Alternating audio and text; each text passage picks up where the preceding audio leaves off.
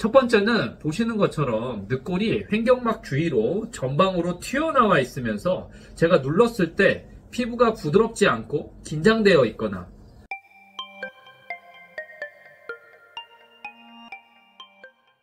안녕하세요. 자율신경질환을 연구하고 치료하는 황상철 원장입니다. 오늘은 세 번째 시간으로 다한증은 체질에 따라 다르게 나타난다입니다.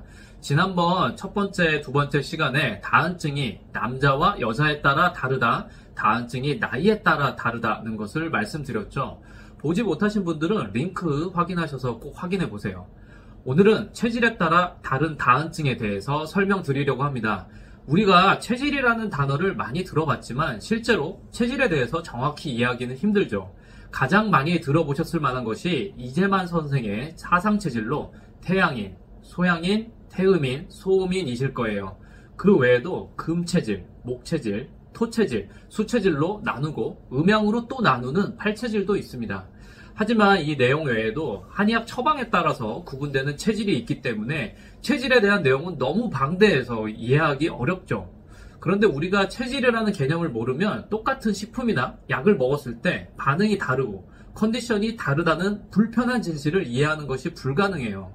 즉 체질이라는 개념이 없다면 모든 사람이 동일한 자극에 동일하게 반응이 일어난다고 생각하는 것이 합리적인 추론인데 그렇지 않다는 말이죠. 그럼 쉽게 접하실 수 있는 것 중에 홍삼을 예로 들어볼게요. 대부분의 홍삼 제조 회사들이 홍삼의 유효 성분인 진세노사이드 함량이 높은지 낮은지를 비교하면서 홍보를 하죠. 따라서 유효 성분의 함량만으로 효과가 좋다, 나쁘다를 소비자가 그대로 느낀다면 정말 편할 텐데 그렇지 않죠. 우리는 과거부터 홍삼을 많이 접해왔기 때문에 어떤 사람은 홍삼이나 인삼을 먹으면 불편한 증상이 나타난다는 것을 이미 알고 있습니다. 즉 이렇게 약의 반응이 사람에 따라 다르게 나타난다는 것처럼 분명히 체질의 구분이 필요합니다. 체질의 개념은 반드시 알아야 하는 것입니다. 그리고 이러한 이유로 다한증 역시 체질에 따라 다르게 나타난다는 사실을 말씀드립니다. 다한증이 나타나는 상황을 먼저 구분해 볼게요. 과도한 긴장이나 불안한 상황, 더운 날씨나 고온의 환경, 추운 날씨나 저온의 환경, 습도가 높은 환경, 맵거나 뜨거운 음식 식사, 온도의 급격한 변화. 이렇게 각각의 상황을 볼 때 더우면 땀이 난다는 것은 누구나 알고 있지만 땀이 나는 양이 다한증 환자와 일반인 사이에 현저하게 차이가 납니다. 그리고 우리가 긴장을 조금 했다고 해서 모든 분들이 땀이 날까요? 또한 습도가 높다고 해서 모두 땀이 많이 나고 매운 음식을 먹었다고 해서 머리와 얼굴에서 땀이 줄줄 흐를까요?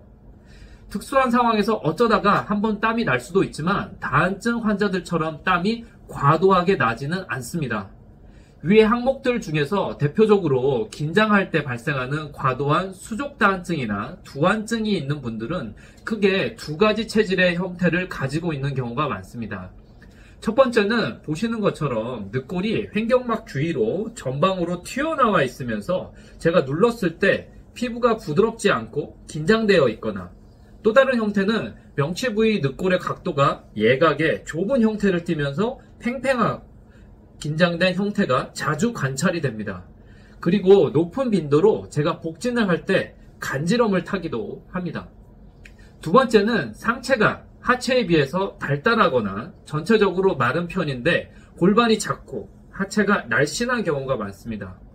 그리고 지금 제가 이해를 돕기 위해 체형의 형태를 설명드렸는데요. 이 체질에 해당되는 타입은 높은 빈도로 소양인이 많습니다. 소양인들은 대체로 늑골이 튀어나오고 하체가 날씬한 경우가 많아서 구조적으로 열이 하체보다는 상체에 몰리기가 쉬워 흉곽에 열이 차고 심장에 열이 생기기 쉽기 때문에 이러한 경향성이 나타나는 것입니다. 다음으로 땀이 나는 부위에 따라 다한증을 구분해 볼게요.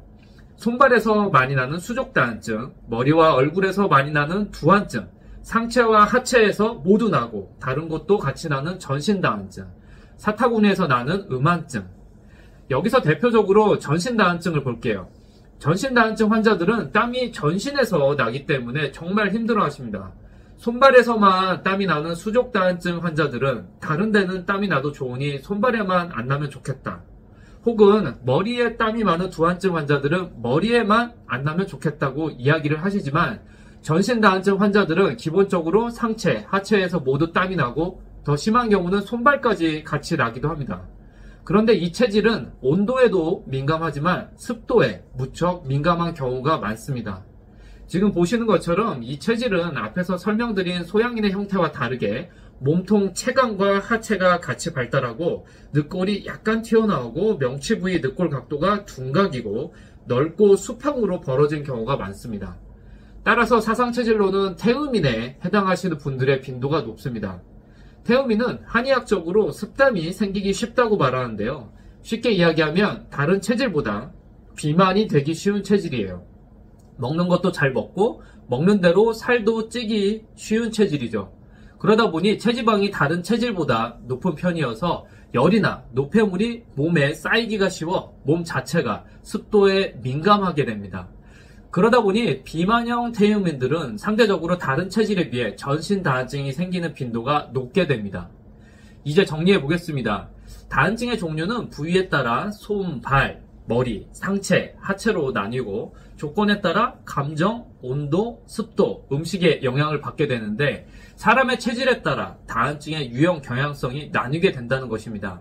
그리고 체질에 따라 유형을 분류한다면 소양인들이 긴장성 다한증의 빈도가 높고 태음인들이 전신 다한증의 빈도가 높은 것으로 분류가 가능합니다. 이해가 되시죠? 단 정확한 분류는 전문 한의사의 진단이 필요합니다. 그럼 왜 이 분류가 필요할까요?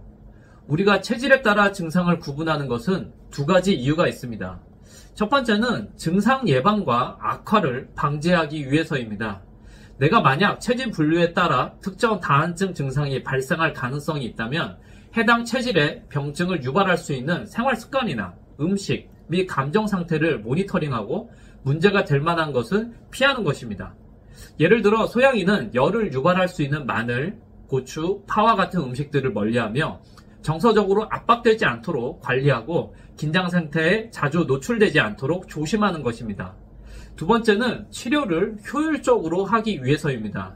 각 체질에 따라 다한증 치료에 필요한 열을 내리는 치료법이 차이가 납니다. 제가 한 가지 특수한 케이스를 소개시켜드리면 현재 치료하고 있는 다한증 환자들 중에 수족 다한증으로 손발에서 땀이 물처럼 흐르는 환자가 계신데요. 이분은 요즘과 같이 더운 날씨에도 밤에 주무실 때 전기장판을 켜야 합니다. 이 경우에 다한증은 감정적으로 발생하는 열 때문에 다한증이 생긴 경우인데 감정 병화로 생기는 열을 내리기 위해 반대로 몸을 데우는 치료를 해야 땀이 좋아지는 경우에 해당합니다. 이처럼 체질에 대한 분석이 정확해야 다한증 치료를 매우 효율적으로 할 수 있으며 환자도 증상 변화를 확실하게 느낄 수 있습니다. 오늘 이렇게 체질에 따라 다른 다한증에 대해서 설명을 드렸습니다. 다한증이 여자와 남자, 나이, 그리고 체질에 따라 이렇게 큰 차이가 있을 수 있다는 사실 꼭 기억하시고 도움이 되시기를 바랍니다. 오늘 내용이 도움이 되셨다면 구독과 좋아요 부탁드립니다. 감사합니다.